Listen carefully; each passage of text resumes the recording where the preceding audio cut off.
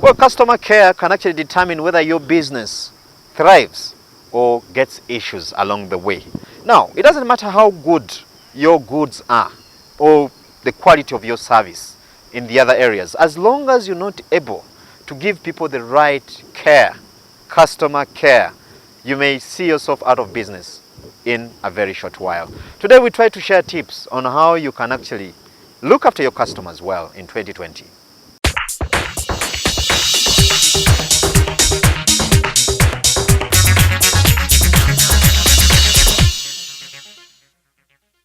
So I think for a person dealing in tangibles, you must understand that your buyer is interested in the service. Okay, you are not the manufacturer of cement. It is Toro Cement. So for me, the buyer, I can get Toro Cement from anywhere. What distinguishes you this shop from that shop from the other shop is the service. So what we are saying, yes, you're dealing in tangibles, but how can you improve the quality of service delivery? Because what you're doing here is that you're simply making a cut.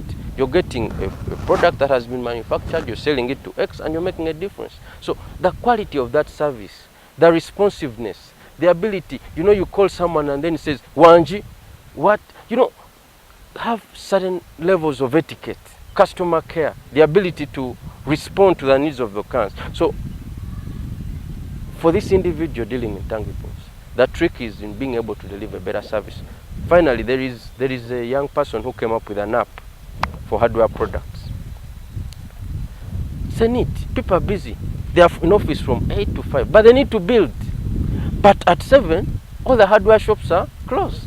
So if I can able to order my material from this app, and I'm sure that the products that are going to be delivered have the right quality and quantity, you're meeting a need. So I can pay you, even though you don't own a shop.